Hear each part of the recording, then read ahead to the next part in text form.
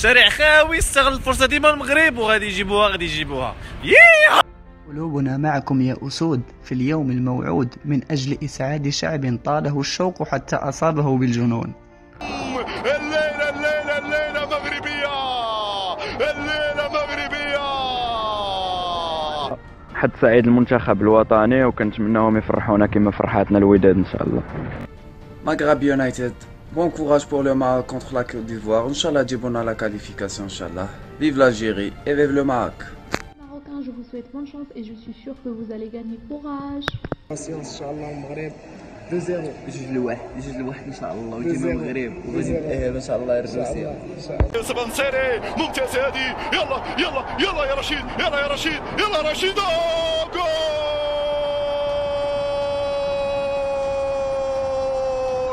Je souhaite bonne chance للمنتخب المغربي pour le match ديالو مع لا كوت ديفوار et ان شاء الله غادي يربحوها وان شاء الله غادي يجيبوا لنا لا كاليفيكاسيون ونمشيو معاهم لروسيا. كنتمناو ان شاء الله فوز المنتخب المغربي وان شاء الله يدوزوا الكوب ياك السي عمر. ان شاء الله يدوزوا الكوب. فين غيمشيو ان شاء الله؟ روسيا ان شاء الله. فين؟ هنايا نيت ياك؟ وفرحونا ان شاء الله ونجيو نتفرجوا فيكم ان شاء الله وغادي نجيو بزاف ان شاء الله. الشعب يريد 3-0. Hi Morocco, wish you good luck in Russia and we can do it. So stay strong guys and greetings from Slovenia. Bye.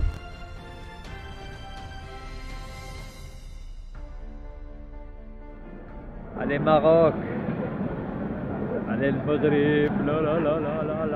1, 2 et 3. خرج ماروك وان شاء الله نرجعوا بالنتيجه اللي تمكننا من التاهل للمونديال روسيا. غادي روسيا ديما مغرب. Grand soutien à notre équipe nationale, faites-nous plaisir les gars. On compte sur vous, les gars. On compte sur vous. Allez. كنقول لكم كونوا رجال وجيبوها نهار السبت في كوت ديفوار. Samedi, Maroc, Côte d'Ivoire. Inch'Allah, on va gagner, on va se qualifier, on va aller en Russie. Dima Maghreb.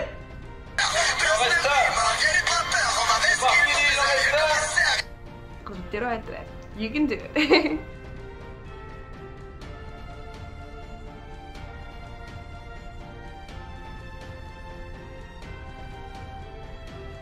هذا الإحساس اللي هو مشارك كما قلت لكم في جميع بقاع العالم، في أي واحد اللي دمو مغربي كيتمنى أنه يشوف المنتخب ديالو، أنه يشوف البلاد ديالو ريبريزونتي ولا مشاركة في محفل عالمي قد حضر روسيا 2018. صبرنا غادي نزيدو نصبروا 4 أيام من هنا لنهار السبت إن شاء الله مع 5:30. كنهضر افيك ايموسيون حيت فريمون ما عرفتش كيفاش غندير هاد الحلقه، كيفاش غندوز هاد الحلقه. غنحاول ما امكن حيت نكونوا واضحين. كلشي دابا غادي يهضر بالعاطفه اكثر من غادي يهضر على تكنيسيتي ولا يهضر على تكتيك ولا يهضر على المقابله اللي كيغدور في حسها التقني، حيت دابا ما غاديش يكونوا غير دي جوار، غادي يكونوا 11 القلب لاعب في وسط الميدان، 11 القلب غادي يدافع على راية المغرب. هذا الراية هذه اللي كنتمناو نشوفوها ان شاء الله في جوان 2018 في روسيا. هي بدا من اكثر من 20 سنه، من 1998. نذكر على ان المغرب الى تكاليفيا غادي تكون خامس مشاركه ديالو في هاد لا كوب دي موند. كان شارك عام 1970، عام 1986، 1994 واخر مشاركه كانت عام 1998. نتمنى هذا الصيام هذا يسالي. نبقاو في الحلقه ديالنا ونبقاو في المباراه ديالنا تجمع بين الفريق الوطني المغربي على الراس ديالو ايغفي رونار المدرب الفرنسي اللي غادي يجمع ضد ساحل العاج اللي هو المدرب ديالو مارك ويلموتس المدرب البلجيكي هذا اللي كيلقى صعوبات. ذكر عاوتاني على ان المغرب خاصو نقطه واحده باش يمشي لروسيا. الدراري عندكم كما كنقولوا وان جوب، عندكم مهمه واحده ما تخسروش. كاع هاد الجولات اللي دوزتو لحد الان كما كنقولوا كان داكشي كان دي وي دي با، كان لحظات جميله بزاف وكانت لحظات اللي ما كناش في نهارنا، ولكن هاد الماتش الاخر خاصنا نكونوا في نهارنا بزمننا. نقطه واحده، ما عمر زعما شحال هادي ما كانت عندنا مهمه الا قدرت نقول اسهل من هذا، حيت ديما كتكون عندنا الحسابات ولا كنتسناو على اننا نقدموا النتيجه ونتسناو النتائج ديال الفرق الاخرى، ولكن دابا عندك كلشي تحت يديك، خاصك ما تخسرش باش تدوز. اول حاجه غنهضر فيها على هذا الماتش ولا على هاد لي دو زيكيب. غنبدا بالمدربين. عندنا إيرفي غنوخ كما قلت لكم مدرب فرنسي اللي التحق بتدريب المنتخب الوطني المغربي من شهر فبراير 2016.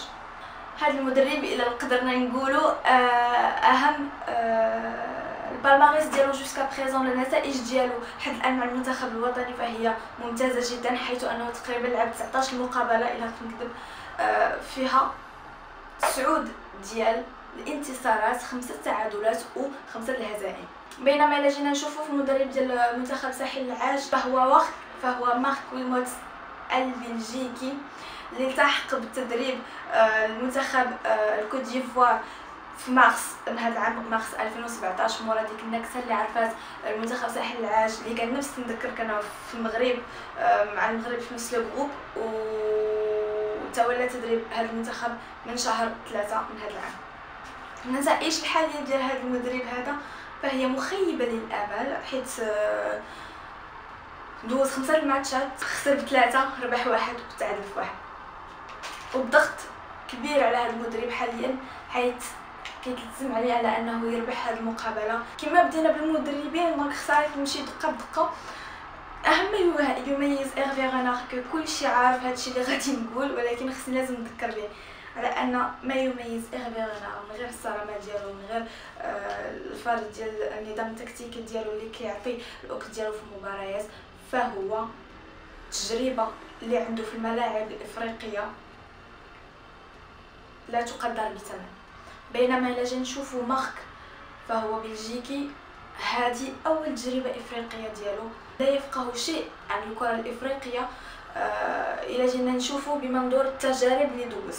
قلت لكم مارك ويلموتس عنده تحدي كبير وامتحان عسير اللي غادي يحاول يفك معادله إيرفي غنوخ على ارضيه ملعب اللي في ابيجان. فالاغلبيه فيما كيكون سلبيات ولا تعليق ولا كريتيك على طريقه اللعب ديال مارك، فكيكون موجهه خصوصا للمنظومه التكتيكيه ولكن عنده هذاك قصور تكتيكي الا قدرنا نقولوا، اللي ما كيقدرش يقدم به نتائج، اللي ما كيكونش مثمر، وهذا الشيء كينعكس على النتائج ديالو الحاليه. كما قلت لكم 3 الهزائم من 5 ديال المباريات، فكيطرح هذا عده تساؤلات، سورتو مع اون ايكيب اللي في قاره، اون ايكيب اللي عندها دي جوار، عندها دي ستار، ولكن في قاره مغايره على اوروبا، ونقص التجربه، نقص التوليفه، نقص الاجواء الافريقيه اللي ما مولفش عليها مارك ويلموتس.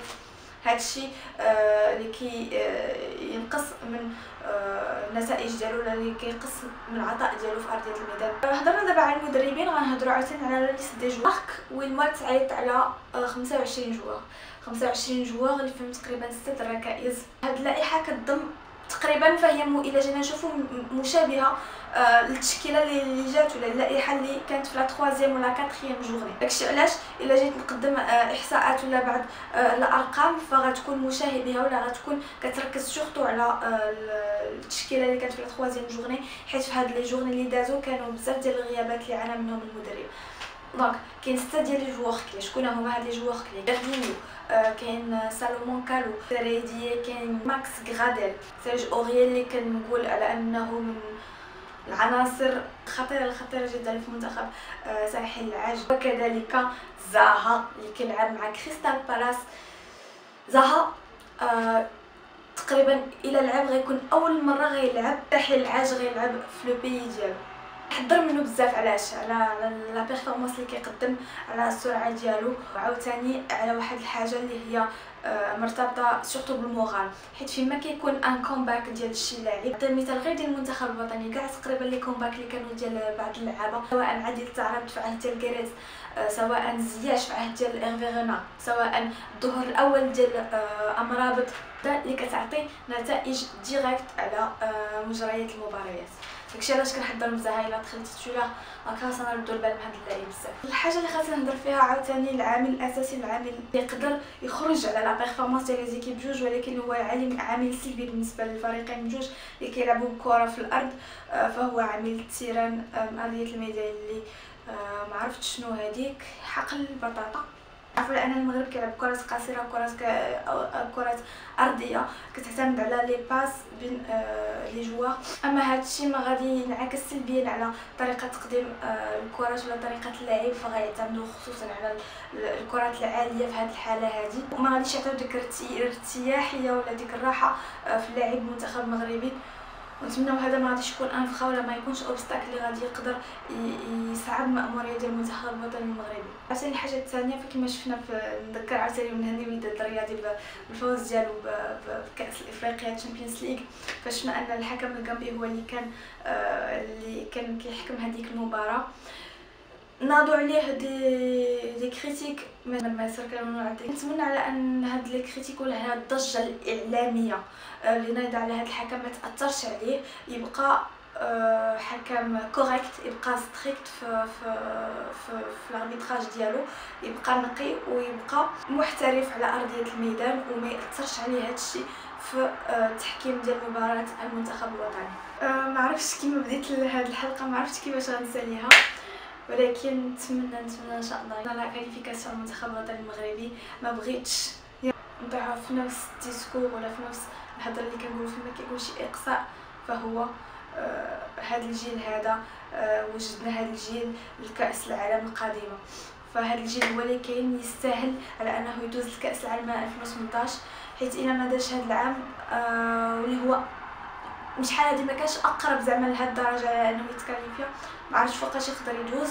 مهمه صعبه، مهمه صعبه على اصحاب القلوب الضعيفه، ولا مهمه صعبه على جميع المغاربه. كنتمنى الدراري يكون في النهار ديالهم. كنتمنى ايرفي غونار سورتو اللي هو رجل هاد المواقف بامتياز انه يوقف مع اللعابه ديالو، ان شاء الله يكون خير وديما مغرب، وان شاء الله روسيا تنادي روسيا 2018. سلام.